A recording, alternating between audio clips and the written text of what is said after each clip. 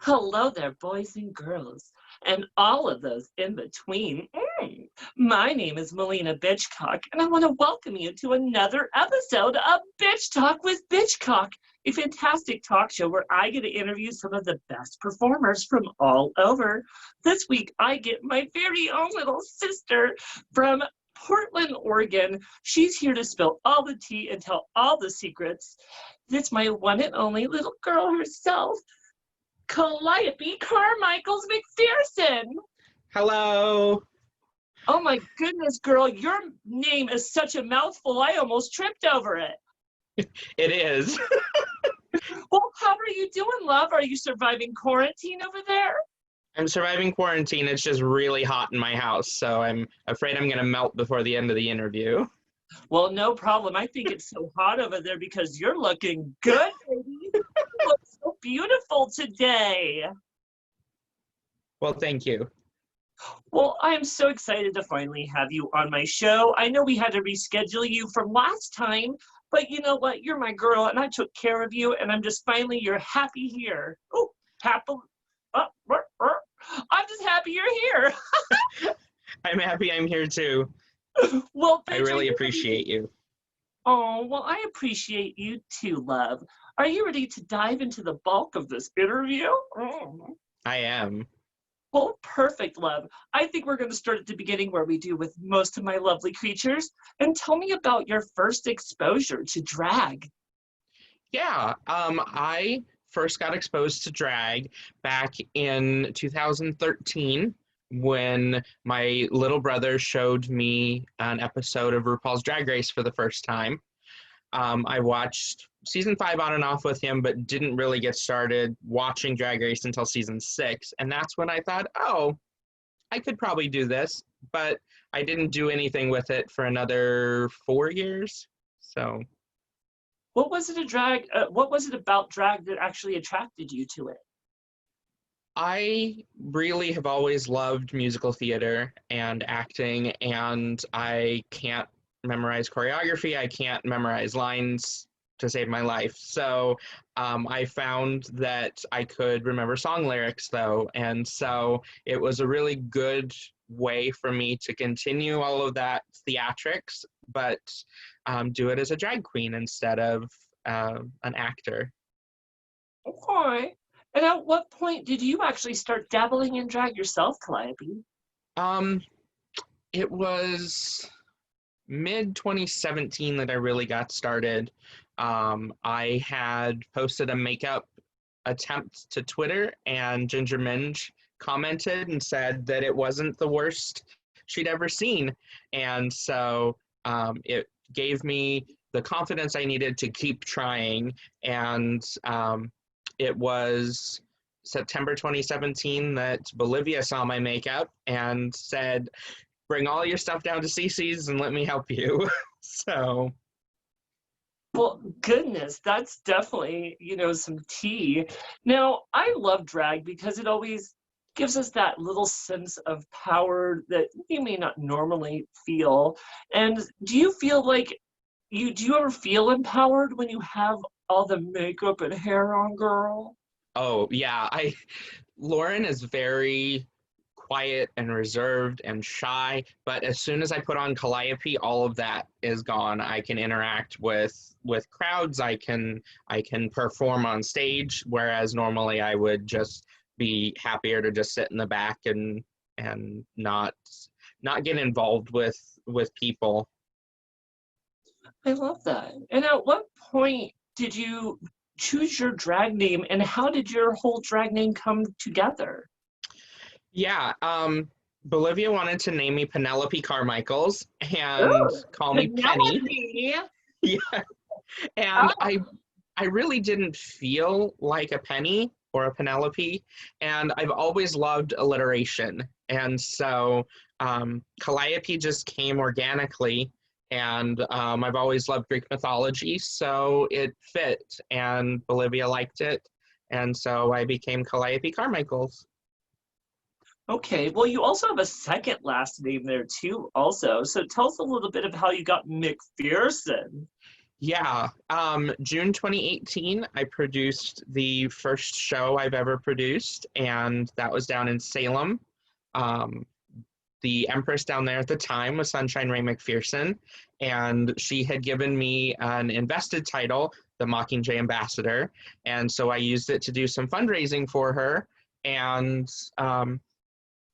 at the end of the show, as Sunshine was walking up to tip, she also handed me a safety pin and afterwards told me the significance of it, and she welcomed me into her family.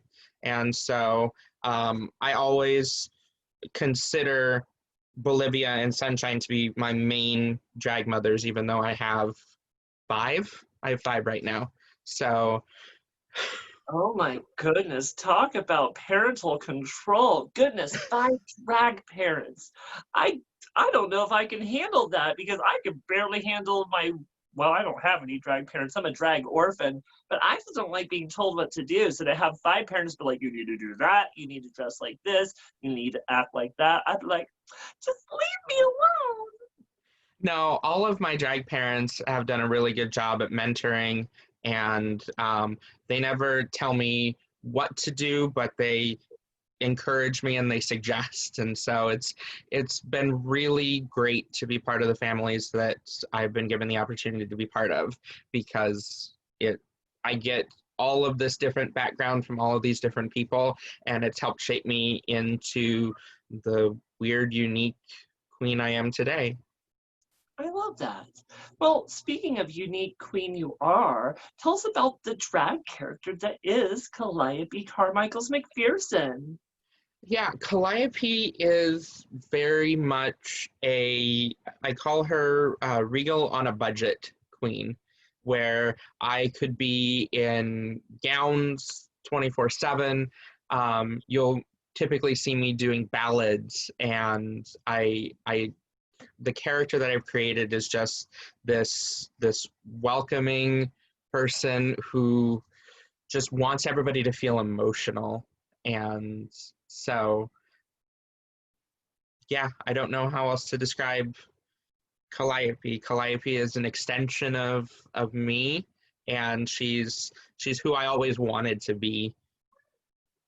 I get that. You know, drag, like I've said in so many other episodes, is literally our armor. It allows us to literally find this extension of who we are, project that into either a drag character or just try to give us that extra confidence that we may not normally have. And it gives us the ability to go on stage, entertain hundreds of people, go and flirt with the boys, and just have fun. So, I mean, drag can really allow you to do anything. Yeah, I've loved these last almost 3 years being a drag queen. It's opened up so many things for me that I love what I've been able to do with my drag, what I've been able to become with my drag. I get that. Now, tell us about your personality in drag. Um, do you feel like there is a major shift from when you're in everyday life to when you put the hair and makeup on and become Calliope? Yeah, there's a huge shift. If you were to interact with Lauren on a daily basis, she is so different from Calliope, where Calliope is big and boisterous and talks to everybody and just has all this energy. Lauren is not that way. So there's this huge personality shift between the two. Like I was saying, she's everything that Lauren wants to be, and so I'm able to put on this face and this wig and be able to be who I want to be. I think that's great. And you know, creating these personas and really finding the character deep inside us, it can be very empowering because I know you as Lauren, you are, like you said, you're a little more quiet, you're a little more reserved. And when I see you become Calliope, it's like sometimes I'm like, bitch, I thought I was the wild one. Here's Calliope over here twerking on some hot boy. And like, I was like, girl, get your personality check. I love it. Well, Perfect. Now, how would you describe Calliope in 3 words? 3 words: creative, unique, and passionate. Tell me about the creative aspect of that. What do you think makes you so creative? Um, I always go into a performance by picking a song that I have an emotional connection to. And so I can get really creative with how I interpret the song and showing that emotion on my face and just allowing the audience to feel something. And so that's where my creativity comes through, is how I can make the words that I'm lip syncing connect to the audience. Okay, I love that. And now I know the creature we see today, she's beautiful, she's perfect, and she's just so angelic. But we know she didn't always start that way, right, honey? No. So tell me a little bit about your drag style and the evolution you went through to find your drag aesthetic. Yeah.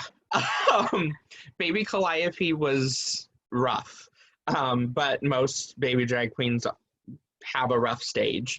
And I I took most of my inspiration for makeup in the very beginning from two queens that I admire a lot. I took my makeup aesthetic inspiration from Darcel and from Divine. And so I started out with what I called Darcel Mega Wings, where I had these huge wings and then Divine-esque eyebrows. And for a long time, it felt like a mask. It felt like I was putting on a costume rather than an extension of who I am. And so it was really anxiety inducing. And every time I would put on makeup, I would get really dysphoric. And I'm like, wait a minute, makeup should be helping me. And so it was my brother who helped me um, discover more of a beauty makeup rather than the more drag makeup that I was doing before. And I love all different types of makeup, but as soon as he showed me how to do the face that I do now, I interpreted it as my own style. But as soon as he started working on my face, I saw Calliope finally for really the first time. I love that. And I remember when you first started, you had kind of similar makeup as me, but and I love what you've turned into. You're now this beautiful glamour queen, and you still dabble with different styles of makeup, of course. I mean, I've even seen you painted all like gory. I've seen you with like devilish makeup. I mean, you Yeah. definitely still push the boundaries, even though you do prefer the glamour makeup, correct? Yeah, there's my favorite is I got this green makeup that I had originally used for zombies when I worked the door at Slatatia's zombie show, which I loved. I tend to use that as Zombie Adele, but I also do a really fun Maleficent, Elphaba, Wicked Witch of the West mixture, and it's just really fun to just go out in green makeup. So I love that. And definitely playing with different skin tones, such as like I've done purple, pink, you've done green. Those can be really edgy and fun. And it's not always the easiest makeup techniques to try to polish out either, because you're trying to blend cheekbones and put different eyeshadow colors on there. And sometimes it doesn't always blend properly. yeah, I found that actually when I do the green face, that my eyebrows look better in the green face than they do in my regular face. But then the rest of the makeup is better in regular face. But I love doing the green. I love it. Now, what kind of looks can we expect from Calliope? Um, a lot of stuff coming up is going to continue being very ballad, very emotional based. So I've got some fun jumpsuits coming up. I've got some fun dresses. Here in the next, what today, 9 days, I'm going to have top surgery. And so I'll have a lot more dresses that will show off my chest. And so rather than having to stuff and fake it, it'll be all natural. Oh my goodness, she's getting us some boobies. I love it. Oh my gosh, I can't wait to talk more about that. Now, would you say that you prefer more of the formal, glamorous looks, or you like to get a little short and sassy sometimes? Yeah, I mean my wardrobe is everything. I've got sparkly gowns, I've got a wedding dress in there, I've got these short skirts, and then I've also got red stretch pants. And I'll wear anything that fits the song. And so I mean, last night my fiance and I went to Cece's, and I was in a short, glittery blue and gold dress. Like it. Scandalous, if I must say. I love it though. Y- being a queen, you sometimes have to be versatile because if you stay in one box, sometimes it just doesn't show growth and it kind of get boring. And a queen that can do anything such as yourself, because I've seen you in gowns and I've seen you in some sassy dresses. The one thing I'm dying to see you in is like a sexy like dance costume. Yeah, I have one. It doesn't fit right now, and so yeah, that I wore it about 2 years ago, and it I felt that I looked like a sack of potatoes, and so my confidence level has really risen, and so once I can fit back into it again, I'll be wearing it again. Okay, I love that. Now, what can an audience member expect from a Calliope performance? An audience member can expect to feel emotions. Sometimes you can even expect to cry, depending on the song that I perform. I have had people in full tears from some performances. I remember a performance I did up in Tacoma. I did, a, which song did I do? I did Sweetest Devotion by Adele, and there were people there just bawling their eyes out. And so it's actually my favorite thing when I do a really emotional song and people have that visceral emotional reaction. And so, Wait a minute. You're telling me when you're performing, it brings you joy to make people cry? yeah. You say this. Oh my goodness. Oh gosh, I love a girl that likes to make people cry. But it doesn't hurt to bring those emotions and kind of bring that pure rawness because as we know, performers will bring all different qualities. Some will dance and do tricks, others will bring hyper comedy, where others want to do that pure classic, what we call classic drag, which is more glamorous and formal, where you're trying to embody those emotions through a ballad. Yeah, I mean I do other types of songs as well. I really love bringing out my Broadway numbers. My favorite of those is Good Morning Baltimore, and I can be wild and campy and fun on stage. I've got a couple more Broadway numbers that I've been prepping. That once I can get back on stage to a full audience, I'll be debuting some of those really fun campy Broadway numbers. I just so can't wait. Can we expect some like Grease? You're the one I want. You're the one I want. Eh. Possibly, I'm not going to reveal which ones just yet. Oh, come on, Calliope for a Bitch Talk with Bitchcock exclusive. Fine. Okay, I'll You're give no fun. one. Yay! I've been prepping a number from the Jekyll and Hyde musical. Oh, that sounds So interesting. Are you gonna get a little cuckoo? we're gonna get a little evil on stage. Oh, I definitely cannot wait for that. Oh my goodness. Now, what do you think makes your performances unique from other performers? I I just go back to that emotional connection. My performances, my favorites to do are the Park and Bark ballads. So um, you'll see a lot of ballads from me, and I've been told that I can do some of the ballads quite well. And so I always try to keep perfecting ballads because I find that I have more fun on stage. the audience tends to be more involved when I do these ballads, like It's Quiet Uptown from Hamilton, and some of my Adele ballads. Another one I love to do is She Used to Be Mine from Waitress. Like, you can always expect some sort of emotional ballad from me on stage, and that's, I think, what makes me unique. There's a lot of performers out there who will do the big dance numbers and the flips and tricks, and that's just not how I do my drag. And so, Well, yeah. that's not completely true now, is it, Calliope? Because we both know one of your favorite songs to perform is The Dame Says, and we all know that's a dance song, bitch. I do love me some Ivy, so yeah, I'll occasionally get a little bit dirtier and dancier on stage, but I love it. I like seeing that more dirty side of Calliope.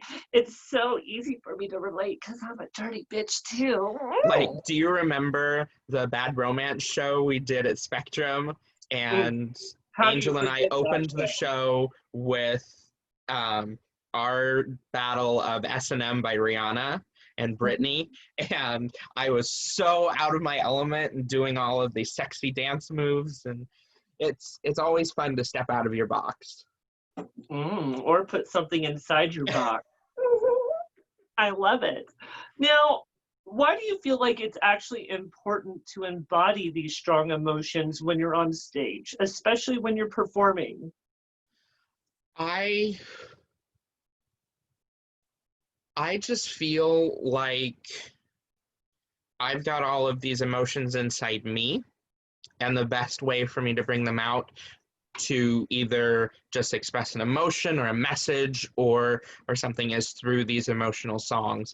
And so for me, a lot of times when you see me up there doing a ballad, it's not only to get that emotion into the audience members, it's also very cathartic for me. And so for me, it's very important to do these emotional songs so that this little shy Lauren can now get out all of these emotions in this big way on this big stage. Absolutely. I mean, I definitely understand that because sometimes I feel my drag is also my therapy. It allows me to express my mental feelings, things I'm suppressing, maybe not even sharing with general public.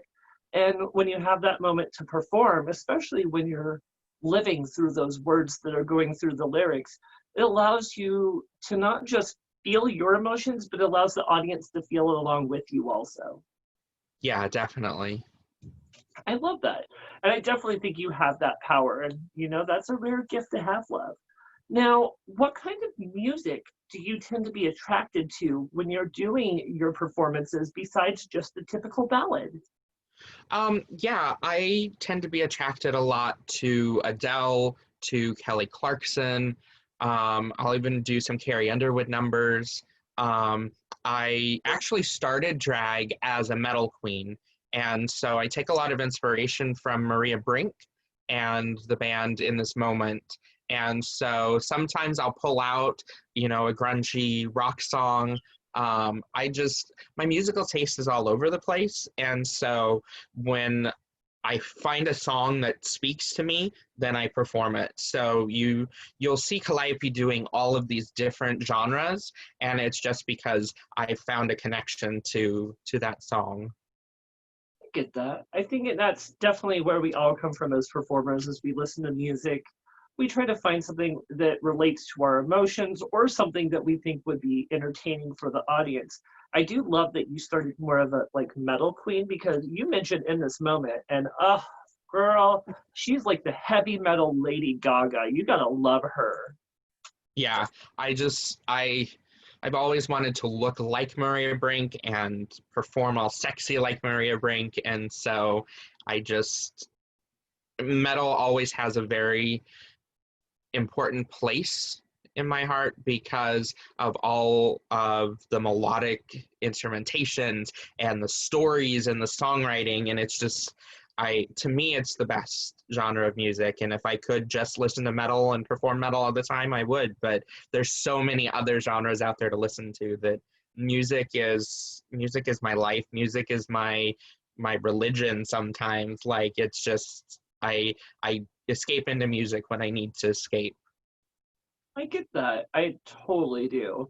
Now, tell me, what do you want an audience member to ultimately take away as a message when watching one of your performances? I want an audience member to be able to leave a performance having felt something, having been in that space, to be able to, that show, that hour and a half, that they can leave it having had a safe place, having been in a space where they can leave the rest of the world out and just focus on emotions and having fun and being safe and welcome and valued. I think that's beautiful.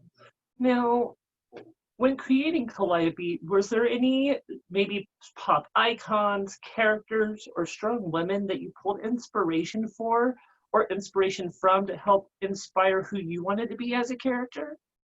Yeah, my biggest inspiration for Calliope comes from Adele, and I'll frequently do Adele impersonations. I also pull a lot from Kelly Clarkson, and when I very first started, the biggest inspiration I had was actually Sylvia Fine from The Nanny. Her big hair, her big outfits, just, yeah. Wait a minute, you're too young to know the name, bitch. But that's a great reference because Sylvia, I mean, everyone wished she was there. Well, maybe not everyone, but she was fierce. I mean, Yeah, she had that big, fabulous hair. She had that almost like the smart, dumb blonde attitude that I yeah. I learned to fall in love with. Yeah, if you've ever seen early 2017 Calliope, I've got this big blonde wig on and everything, and it's a teased out Marilyn Monroe wig. I got twin wigs from Monica Boulevard, and when I very first started, and so that's all I would wear was those two wigs. And my hair experience has really changed over the last almost 3 years because, if I find a wig I like, I'll wear it, and I find that I look really good in brunettes and reds. Yeah, I love a good updo. But one thing that I've learned to notice with you is you aren't ever afraid to push those boundaries. So like even if you are used to a certain hairstyle, sometimes you're like, I'm gonna try this, or I'm gonna maybe put my hair and wear bright green today. Yeah, hair to me is just as important as the rest of the outfit. And so, sometimes I'll borrow a wig from somebody. When I ran for debutante, I borrowed an updo from Nikki Entourage Monet, and it was bright purple. And so I love doing wild and crazy things, not only with my hair, but with costuming. Yes. Now, do you feel like doing drag has helped you find a certain confidence in your life, not just when you're in drag, but also in your everyday life? Yeah, I definitely believe that Calliope has helped Lauren gain confidence, especially in areas like gender and in expression, where Calliope is just out there and will do it, and it's great. And Lauren's still a little cautious, but I definitely think that she's helped a lot. And what do you think the side of Calliope, how do you feel like that helps you break the normal boundaries that you may feel as Lauren, like say, where you're a little more reserved or you're a little used to keeping your voice quiet? Where does Calliope help you break from those chains? I think Calliope is just as an extension of myself. She shows Lauren that it's okay to interact with people and be assertive and not be afraid to speak up, and just not even speaking up, just speaking to people. Like, it's difficult for me sometimes to even go up and order at the bar. Like, it's just like, as Calliope is that teacher that shows Lauren that you can do this thing even when you don't have the makeup and hair on. Okay. And how do you feel like drag has actually helped change your life for the positive? Um, the biggest effect that it's had was on my gender identity. That through doing drag, I discovered that I wasn't a cis male that just put on makeup and a wig and a dress, that I was actually a woman. And so it's because of the drag that opened up all of that to me, that I was like, oh, that's what I'm supposed to do, and that's what I'm supposed to be. Absolutely. I mean, yeah, you've mentioned that it helped you find your identity. Tell us a little bit about at what point was drag not enough and that you realized that you wanted to live every day as a woman. Yeah, it was almost a year into my drag, um, that I just started being really uncomfortable, even though the mask, like makeup that I'd been putting on, made me dysphoric. I didn't want to take it off because I knew that something was just missing. And so it was about July 2018 that I had started talking to my doctor and said, I don't think that I'm just a drag queen. I think I am actually a woman. And so, 2 days after my 1 year anniversary as a drag queen, I took my first dose of estrogen. And so, my drag-iversary is September 17th, and my trans-iversary is September 19th. And they're exactly 1 year apart from each other. And do you feel like a moment of clarity happened when you started that transition? Oh yeah, that first dose of estrogen just clicked everything, and my brain all of a sudden was like, finally, like like I had been missing that my entire life. And so everything just fell into place from there. A couple months into that, my brother painted my face in beauty makeup for the first time, and I never went back. And I feel that doing this beauty makeup allows me to see who I am, inside, that as my transition progresses, that I can start to see how I had made Calliope actually in Lauren all the time. Okay. Now, since you transitioned, how do you feel that you're treated within the drag community as a trans person? Yeah, I actually feel like we are in a new and, I guess, bettering era of trans and non-binary acceptance. And so there's a lot in my generation of queens where you can just be whoever you want to be and however you want to express that.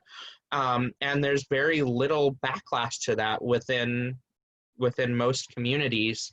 And so for me, I've had a really great experience going from this cis-identifying drag queen to now this trans queen, where I I personally don't feel any difference in any interactions. There was one little thing almost 2 years ago, and I haven't really experienced. There's certainly transphobia that exists within the drag community, but I personally don't feel like I've been treated differently as a performer. Okay. I love that. And everyone has a right to express the art of drag. I don't care if you're born female, you're born male, you're trans. Everyone, if they want to do drag, you should have the ability. And no one should be judging or saying you don't have a right to do it, because that's fucking stupid. I mean, if you find solace or clarity while doing that, in finding it adding confidence in your everyday life, then that's what's important. Now, tell me, as me and you were kind of discussing in the pre-interview, why do you feel like using proper pronouns is important, especially in this day and age when addressing a trans person?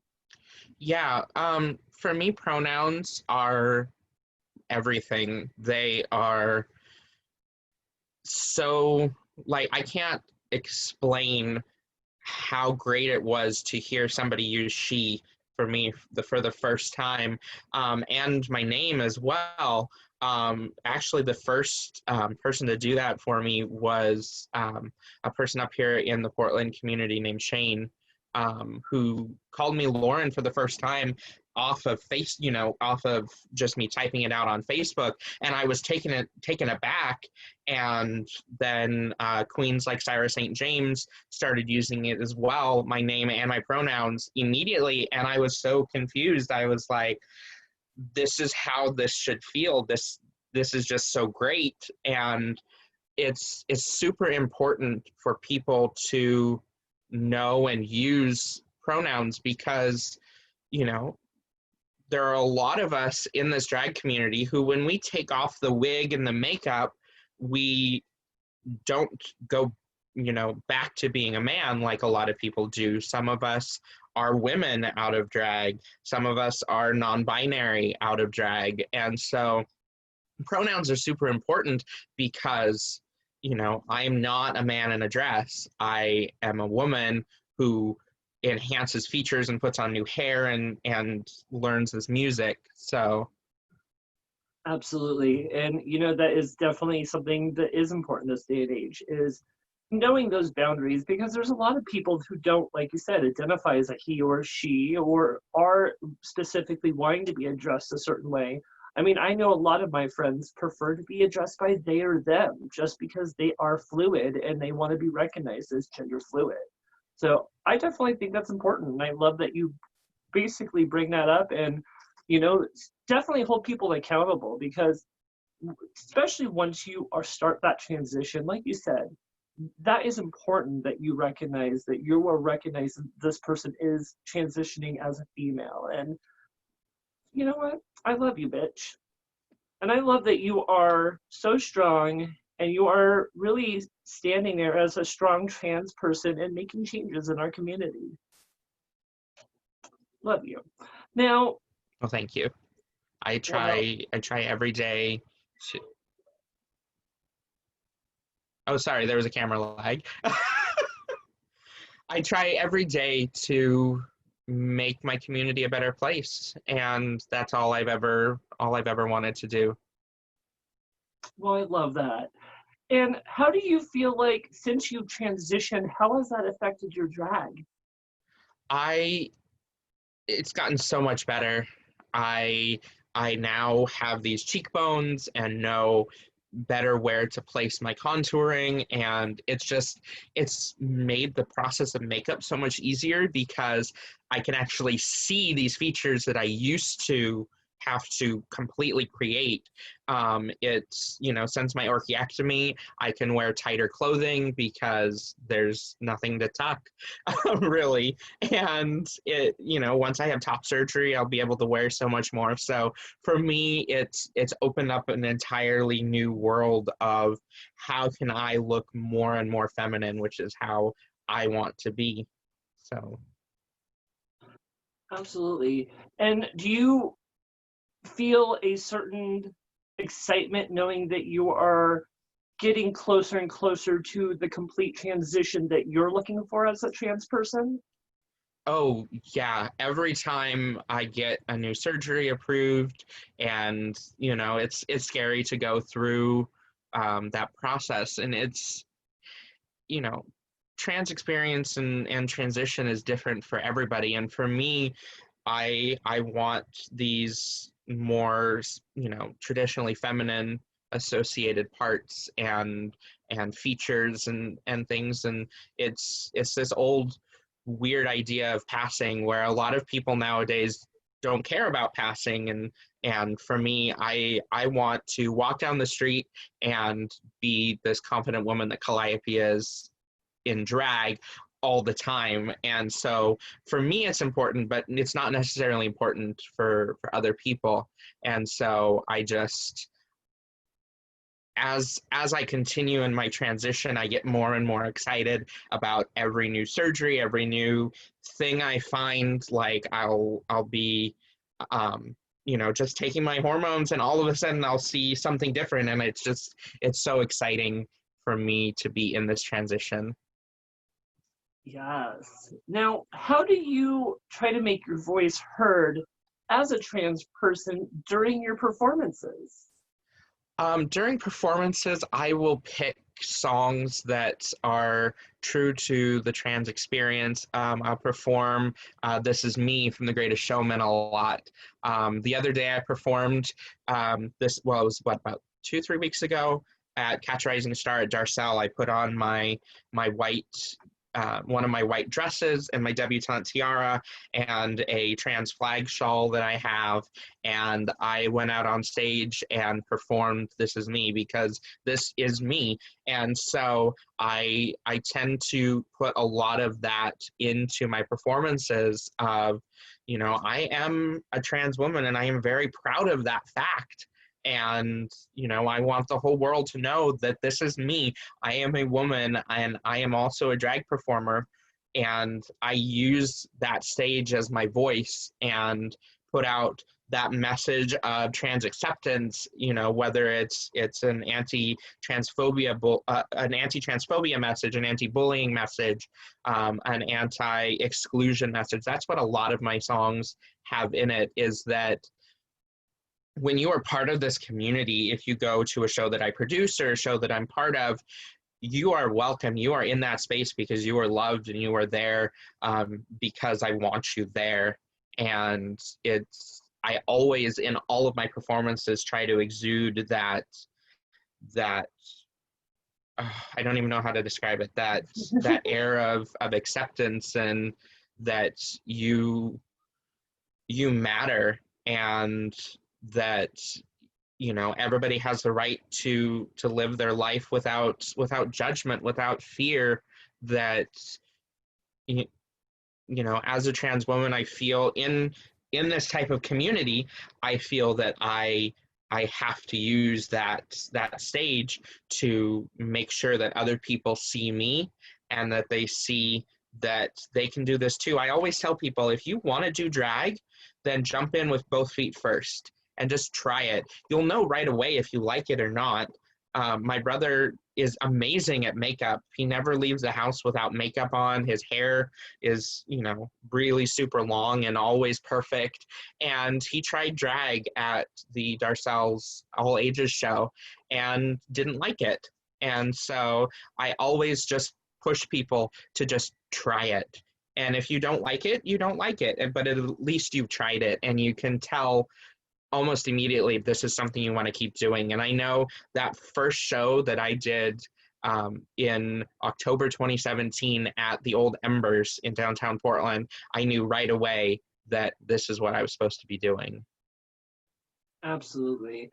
I think it's truly beautiful, with all that said, that, it's important that you make your voice heard, especially as a trans person, because when you have a platform like drag where people flock to you by the hundreds to come and watch you perform, it's nice that you use that voice to actually address important subjects. And, I think you do that a lot. Now, talking about creating shows, you're not just a fierce drag queen, you're also a drag producer. Tell us about producing some of the most fabulous shows that you do. I absolutely love producing. I love getting to put together a show and find performers and just give people a space where they can come and perform and watch a show and be interactive with the community. That's what I wanted to do. And sometimes we'll even do it to raise money. I absolutely adore fundraising. Like if I could do all my shows fundraising, I would, but we need to pay our queens too. And so it's a goal of mine to the shows after quarantine, when we're back in venues full time, that my queens get paid. It's something that I've really been working on. Absolutely. And it is important, especially for this day and age, for queens to basically get paid for their work because, as we both know, there's a lot of stuff that goes into this that even the bar and general public don't see, such Yeah. as makeup, the cinching, and all the time that we spend prepping to actually for that moment that they see on stage. So I think it's very admirable that you do that. Now, how many regular shows do you produce from all over Oregon and even sometimes in Washington? Yeah, I have, especially before quarantine, I had 5 regular shows at one point. Some of them were twice monthly. Some of them were monthly. We did one quarterly up in Yakima, which I really hope will be coming back soon. That was a really fun Portland takeover show that we would do up there. I've done shows with Renegade down in Grants Pass. I've done my shows started in Salem, but I coming back after quarantine, I'll probably have two or three regular shows. We'll have a new one that's starting up in Portland. We'll have Phenomena coming back in Eugene. Yay, We're phenomenon! I love me some phenomenon. Yeah, I love doing that show down in Eugene and really helping to build up the Eugene drag community. And that one will definitely be coming back. I'm not sure exactly how it's going to look once we come back, but that one is going to be really great. Now that's And a so, crazy show that we have out here in Eugene. And when I say crazy, I mean crazy because you let me host and MC that show. I mean, girl, are you a glutton for punishment? yes. Okay. Well, I love Phenomenon because we have such a diverse cast, and I'm excited to see how it evolves after quarantine. Yeah, that was a fun show to start. We had James Mansfield here for that very first show, and our was it our last show before quarantine? No, it was the January show. Um, I mean, we sold out of our specialty cocktail. It was called the Turf Buster, and the bar wasn't used to selling out of their specialty cocktail, and so it's been a really good experience working in Eugene. And if I hadn't done all the work that I've been doing in Eugene, I wouldn't be at the place I am now in Portland. So Eugene is always really special to me. I love that. And we have a great drag scene out here in Eugene. So it's great to hear that you thrive out here as much as you do in Portland or Washington. And tell me, my love, what are some of the challenges that you actually have to face, especially when producing a show? A lot of challenges, besides picking the perfect cast for a show. I I always try to get performers on stage, kings, queens, in betweens, that you don't necessarily see on stage every week. Like there are fabulous queens and kings up here in Portland that you can see on any given night, and they're amazing. But I like to give opportunities to those younger as in drag years, baby drag queens and kings, people who just want to perform, that people who need that stage. And then so it's a challenge picking the perfect cast, because you need that balance of who's brand new and who's also going to bring in that crowd, so that those newer performers can express their art to the community. Then you also have to look into advertising, which is a tough one for me. Is how do we spread the word? How do we get people in the seats to experience these shows? And so those for me are the biggest struggles, is crafting that perfect cast for a show, as well as getting the people to the venue. So many different things come into play with that. Some nights of the week just are really low, and some nights are really inundated with lots of different shows, and so it's tough to pick just the right balance of everything. We were doing quarterly shows on Fridays in downtown Portland, and for some reason I would always hit them on the same night as a huge show. And the last one we did, Jinx Monsoon was in town on the same night at a different venue, and I always seem to plan my shows on nights that big name stars are also in town. So it's a juggling act to try to figure out the best way to have shows. Absolutely. Now, Calliope, tell us about your favorite show you produced and maybe your least favorite show that you produce. Okay. I'm going to start with least favorite because that's a much easier place to go. Guilty, bitch. Yeah, I was actually chatting with Syra St. James at CC's last night about this show, and it's a show that we don't really talk about much anymore. July 22nd, 2018, we did a show in Portland. It was my very first show produced in Portland, and it was called The Big Hairball.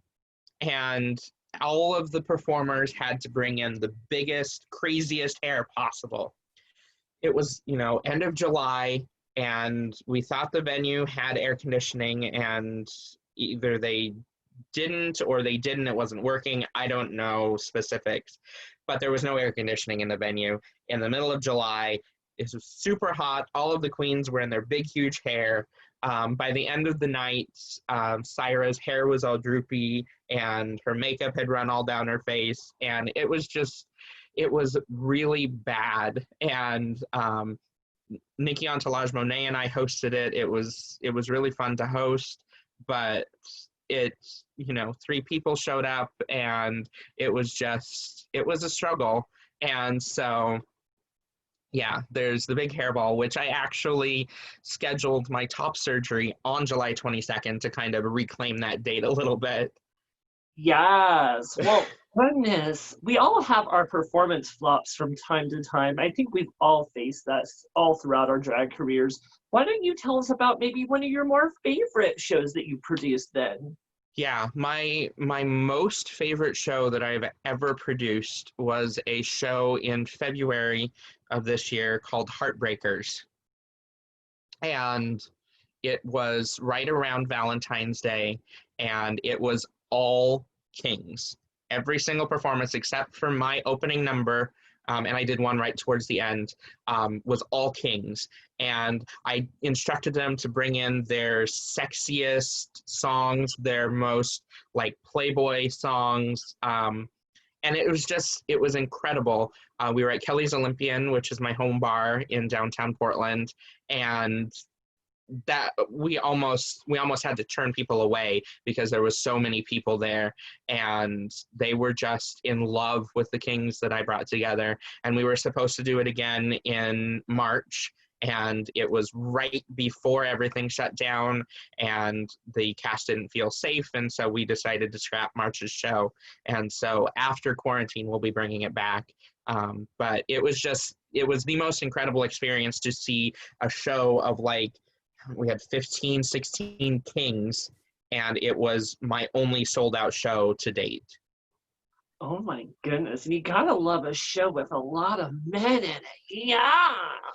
Well, I love that. And I particularly can't wait to see more shows that feature drag kings because, as we all know in the drag world, it's always all about the queens. And, as we all know, the kings are just as talented, if not more. So I can't wait to see more shows that feature more of those kings, bitch. Keep that coming. Yeah, Now, my shows will be a good balance of kings, queens, non-binary performers. We'll have racially and ethnic diverse performers. We'll have gender diverse performers. You'll never see a show of mine, rarely see a show of mine without a trans performer in it. We'll have tons of all different performers of all different backgrounds on my stage. My shows are always variety shows. They're never just the same. You'll never come to my show and just see the same thing on stage. So tell me, Calliope, what all goes into creating your shows and actually picking your cast? Picking casts is one of my favorite things and my least favorite things because I only have a set amount, and I'll typically, if I perform, I'll bring on 6 more queens or kings. I have to keep a balance of performers that's not only content wise, but is, time wise, that, I can't have a 3-hour show. And, sometimes that goes over really well. Like Superstar Divas can go 2-3 hours and people love it. But if I, want to put on a 3-hour show, it's, people's attention spans will not be there. And so I tend to look at who haven't I cast in a show before, or who haven't I cast in a while? Do I have enough kings in the performance? It's this huge puzzle for me, and I really love putting together casts and making sure that if I have 2 or 3 shows, then I don't have the same people in all 3 shows, that you can come to my different shows and see different people. I might have 1 or 2 people that go to majority of my shows, like my drag husband Crucifix I'll put in every show, but then there are performers that I'm like, this show is a little more rock oriented, so I'll put these performers in it. This one is a little more pop, so I'll put these performers. We're going to be putting together a Broadway show here soon, and so there's a different pool of performers to pull from for that. So I like getting performers that you don't get to see all the time. Yeah, show me that versatility, mama. Love it. Well, I particularly love that you produce some of these amazing events, and I hope that you keep it up. Now, besides being an amazing queen and a fantastic producer, you're also a title holder. Tell me a little bit about being Debutante 50 of the Rose Court.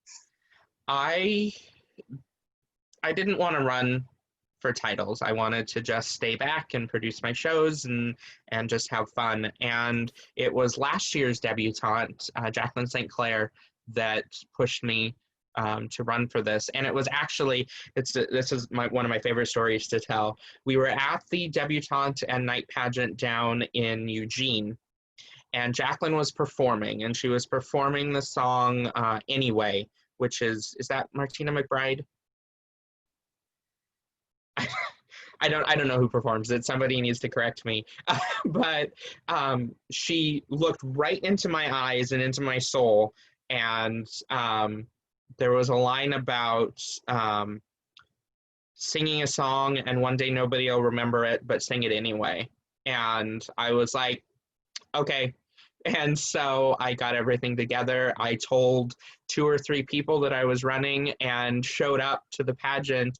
And I remember the other 2 debutante contestants looking at me like, wait, are you competing? And I was like, I kept it from pretty much everybody. And when Onyx Lynn Valentine came in and grabbed my hand to take me out front saying I had won, I was like, are you sure? Like, wait a minute, like, how did I take this? Like, and so it's been a really big confidence boost that, I still can't believe I won, but it's settling in more and more every day as I get into more of the fundraising work.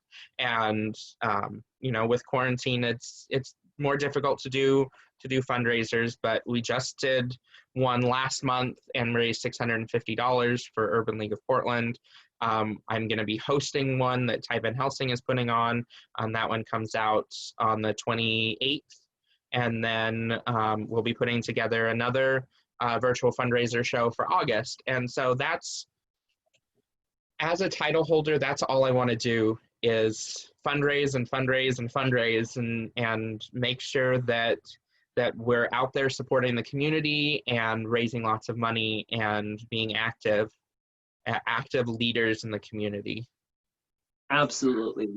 And I think that's great that you actually know that right now, because a lot of early title holders, sometimes they go in it for the shiny hat or go into it for maybe wrong reasons, don't understand that this is a community title and you are expected to do a lot of work. And the one thing I really respect about you, Laura, or Calliope, sorry, love, is that you are one of those people when you decide to take responsibility for something or dive into a certain project, you go into it 110%. And you're willing to give your everything for it. And what I've noticed as debutante, you do the same. You hold yourself with dignity, regalness, and you're willing to give your whole soul into that experience. So with that said, will you tell me what it means to you to be debutante? To me, to be debutante means that I have a platform and a responsibility to make sure that my community is loved and respected and treated with the utmost kindness, and that nobody should feel like they are excluded or bullied for, you know, their gender identity, for their race, for anything. So when I've always been the type of person that when I see something and it's not right, I'll stand up. And it's not been until this year and this title that I've been able to actually stand up and be an assertive voice, that I'll see something, I'll say something, but it just stops there. And as debutante, I feel like I have a responsibility to lead and protect my community, that if I see something and somebody is expressing hurt, then I need to say something, I need to do something. And it doesn't always get interpreted the best, because I'm working on not saying things from emotion, but rather making my voice heard without having it be an emotional response. So I want to protect my community at all costs, and I'm also learning. So. And it's all you can do, love, is try your best and also be willing to evolve, because as times change, we're going to expect it to change with it. And, that's the one thing that is the court system in general, I hope, learns very quickly, because a lot of the older title holders or board of directors sometimes are stuck in that older way, and they don't realize that we really need to break into a different direction. And eventually it's going to happen, and we're going to be able to hopefully make proper changes within the system to make it a little easier for everyone, so it feels a little more welcoming. Now, I know you love to focus on making those voices heard, and taking work and putting into the community and raising money for those different charities. In fact, a little birdie told me this last year you were able to raise more than $3,000 to go to different charities. Why don't you tell me a little bit about that? Yeah, over this last year, I think the number was closer to 2,000, but it's I fundraise, and I find these causes that I want to raise money for, and I have a really good support system to help me put together these types of shows. Most of that money that was raised in tag team with my drag wife, Renegade. And so she's also a master of putting together fundraiser shows. And so I've actually learned a lot from her in doing all of this. And so I never like to do anything by myself. So it's always a collaboration.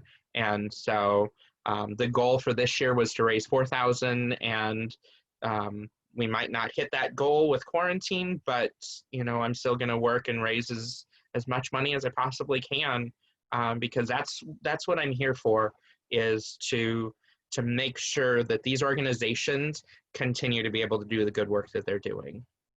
Absolutely, and I think that is fantastic. Now, what does doing this kind of community work as a queen actually mean to you as a person?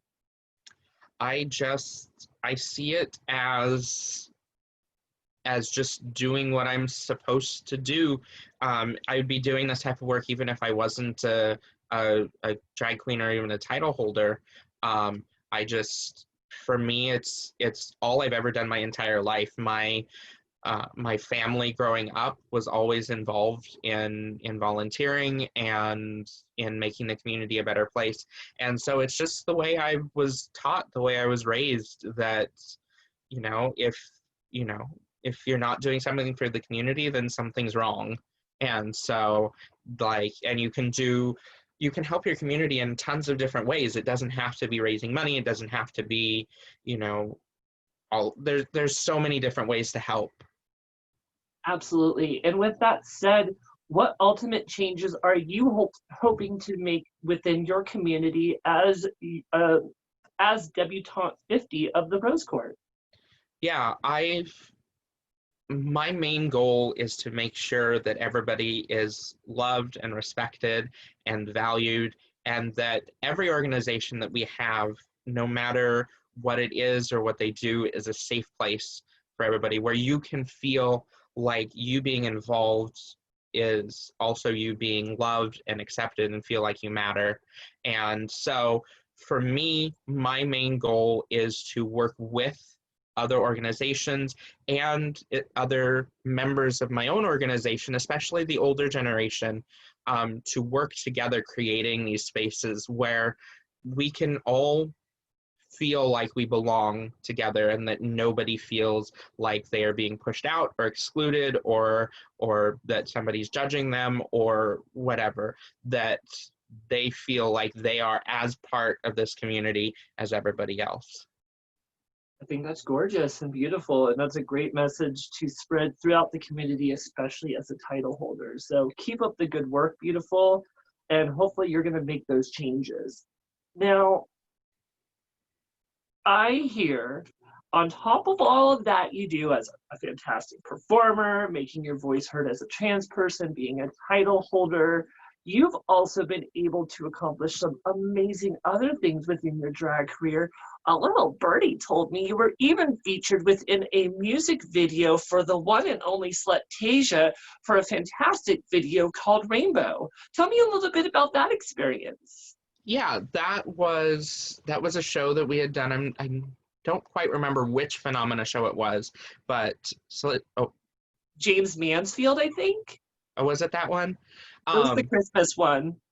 Oh, so yeah, Slutasia came to me and asked if she could film, and I was excited, and I didn't know exactly what she was filming for or anything. And then the music video came out, and I loved every minute of it, and I loved getting to be part of that.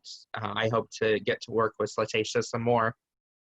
Well, I love that. And what did it mean to you to be part of such an iconic music video that actually had such a strong message behind it? Well, like with my own drag, it has to have a message, and that one had such a beautiful, strong message. So I was really excited to be part of it, because I always want to be part of things that further this message of love and acceptance, and just Slutasia is awesome at everything she does, especially those sorts of making people feel like they matter. That is absolutely truth right there. And, you know, being a Eugene queen myself, I have gotten very close with Slutasia, and she provides such a warm and welcoming experience whenever she's there. She tries to support the community. Even if she's not in a show, she'll come and support those performers because that is what she believes in doing. And you want to talk about a role model for the community, it's fucking Slutasia. Yes, I completely agree. I love it. Now, babe, we're getting close to the end of the interview. I have a couple more questions. What do you hope to ultimately accomplish with your drag career? I just hope to be able to make some sort of positive change in my community. I don't know what that looks like. I don't know what that is going to end up being.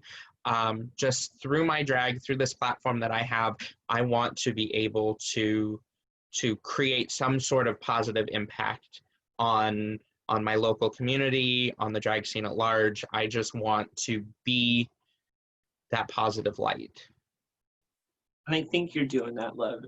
Now, speaking of being this beautiful positive light, another little birdie told me that you were featured in an InStyle insider video that was featuring about Darcel's, which was like a little sneak peek video that they released online, but you were one of the only non-Darcel girls to be featured within that video.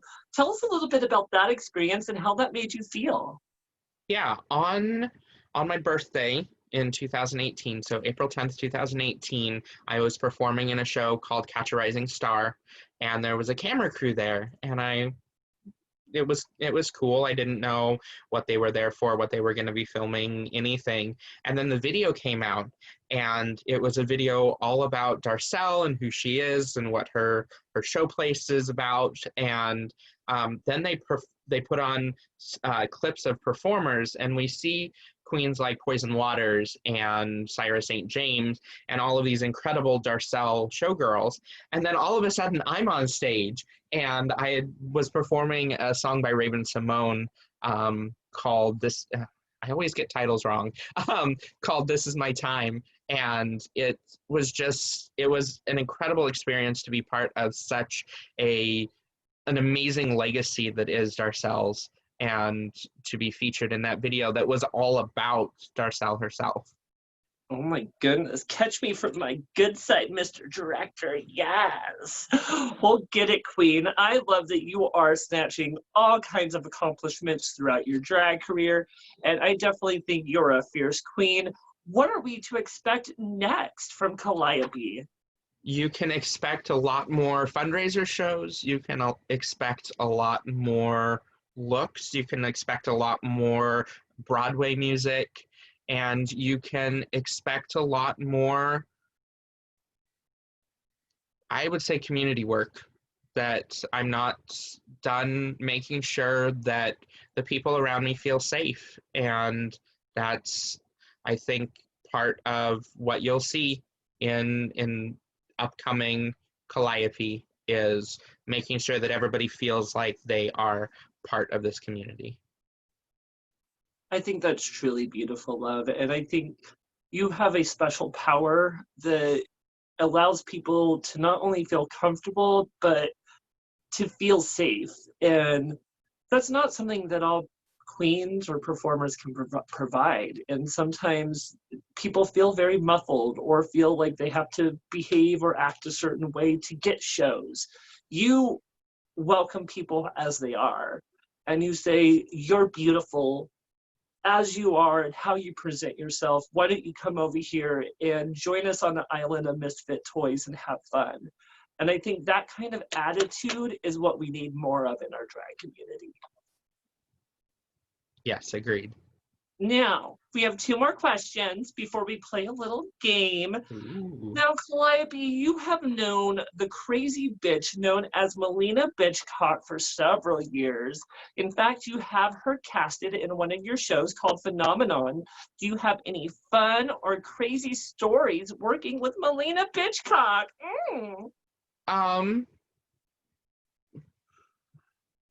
Let's see. I mean, you and Hunter were the first two that made me feel welcome in Eugene and got me started in the Eugene scene.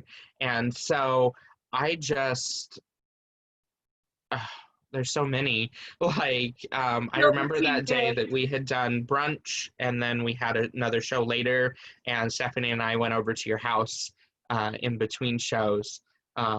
So that, I think, is my favorite memory. It's probably not a wild and crazy memory, but it, I just, I don't know, just there's something about you that I just love to be around all the time. And so you make me feel welcome. You make me feel like I can be a drag performer, and I can be wild and crazy and still at the same time, go and do my ballads where I feel comfortable. That you've really had a great influence on me in these almost 3 years of my drag career. Stop! You're gonna cry! I appreciate it because, I've been at this almost 15 years, and I haven't always felt welcomed, and I haven't always felt like I had a place in the community. So it was important for me to provide that kind of comfort when I met newer queens, and I've never want anyone to ever feel like they're not good enough, or they're not pretty enough, or they're not talented enough. And if maybe I feel like they need a little more nourishing, provide that nourishing instead of cutting them down. Because one thing that I live by is no one is better than anyone else. And if you do feel like you're better than someone, and or you're higher than someone else, try lifting everyone up to that level, and you're going to feel so much better. And that's why I treat everyone with love and compassion, because we need more of that in the world. And I think it's kind of a never-ending cycle. Me having that behavior with you kind of helps you decide, oh my God, now I need to treat others with love and compassion also. And then you treating those people, they're going to be like, well, I need to be loving and compassionate. And hopefully it's going to make a difference within our community. Now, with me babbling. Well, one last question before we go into our little game. Calliope, what did you think about your experience on Bitch Talk with Bitchcock? Oh, it was amazing. You are always an amazing host. That's why you're the host of Phenomena. Well, you know, I do appreciate it, because it's funny, especially with quarantine happening.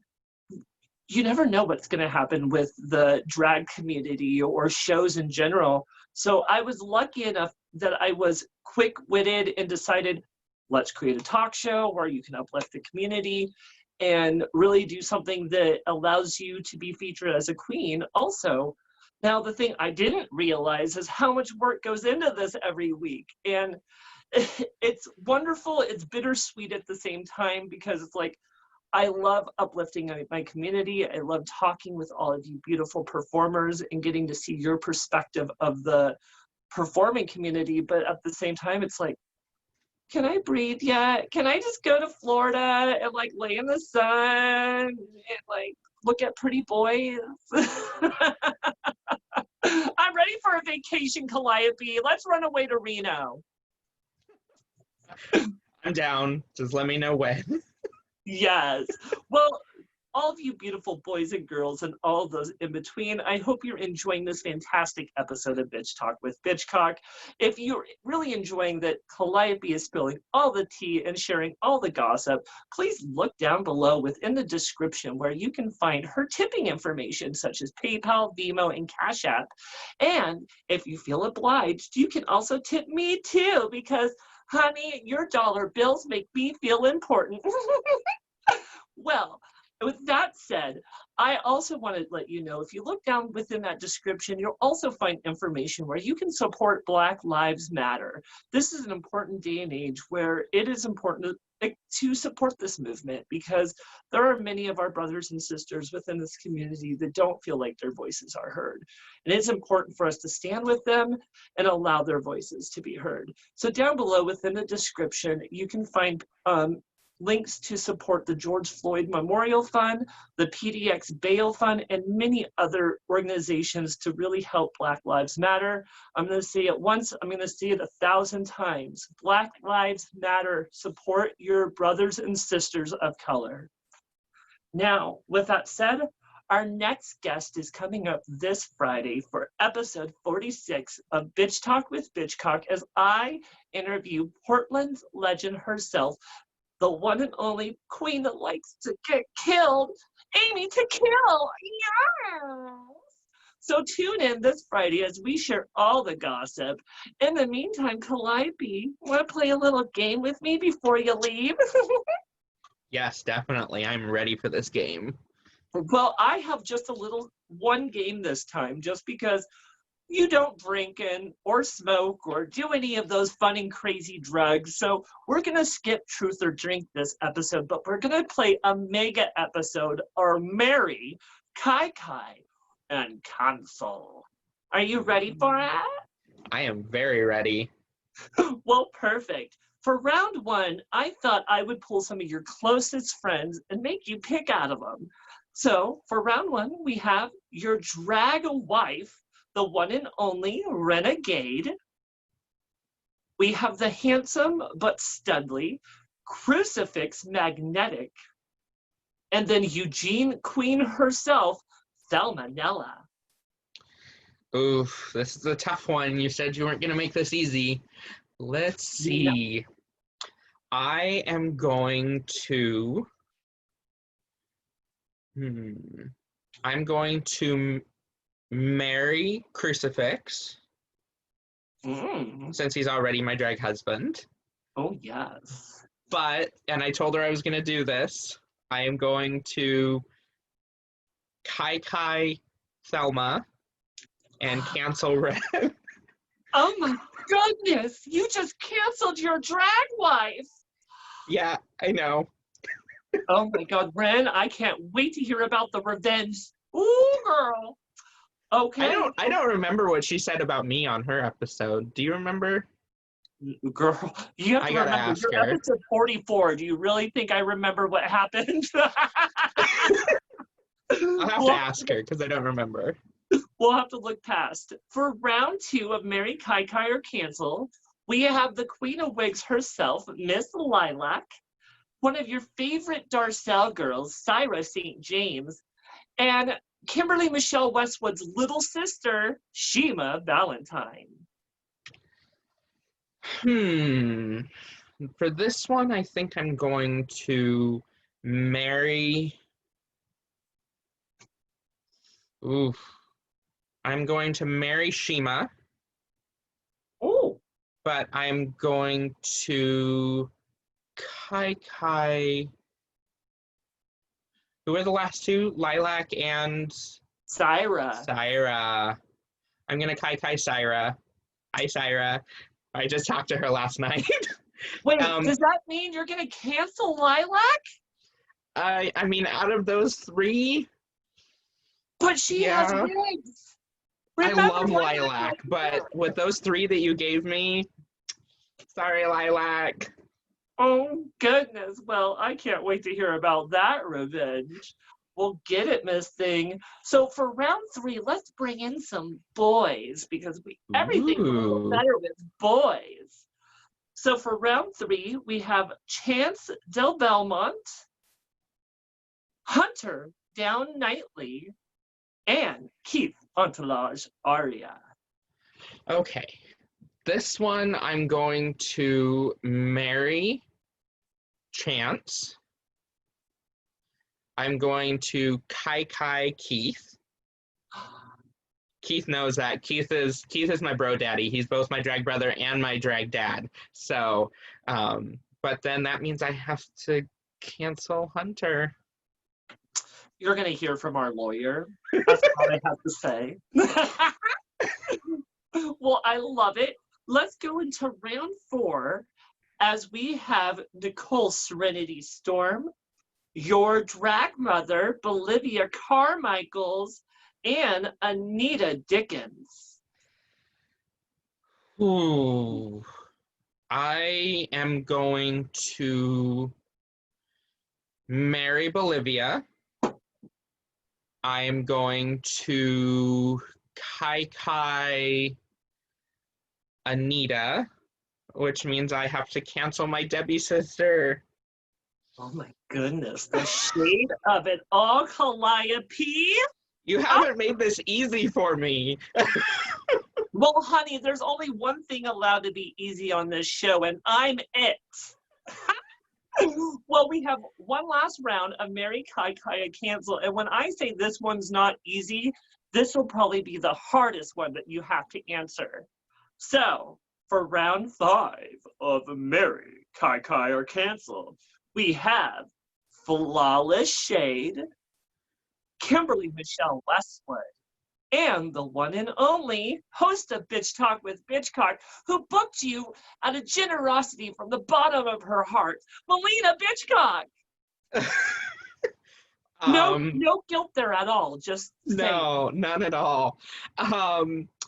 I have to say that I'm going to.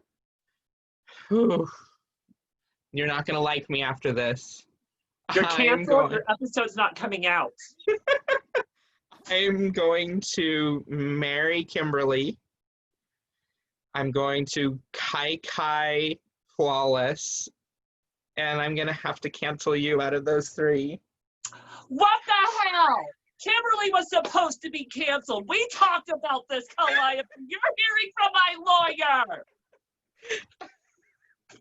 Well, no problem at all. I will meet you in the parking lot after this interview. We'll take care of it like girls. Well, Calliope, thank you so much for sharing all the tea, answering all my questions, and just coming on my show and having fun with me. Yeah, thank you so much for having me. Thank you for rescheduling me after my surgery.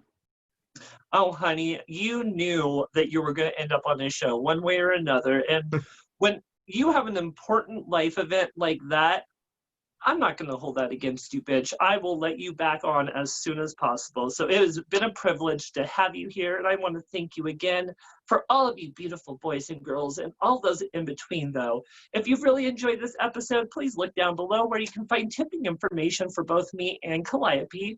Please make sure to tip a little something if you can. It's not necessary or mandatory, but it is appreciated, especially in these hard times. So, we cannot wait to announce our next episode 46 with Amy to Kill. So please tune in this Friday. But in the meantime, I hope you all stay cool and have fun. Again, Calliope, thank you for coming on the show. And I hope you stay cool out there in Portland. Thank you so much. Absolutely. All of you beautiful boys and girls, stay safe and have fun. In the meantime, we love you. Bye.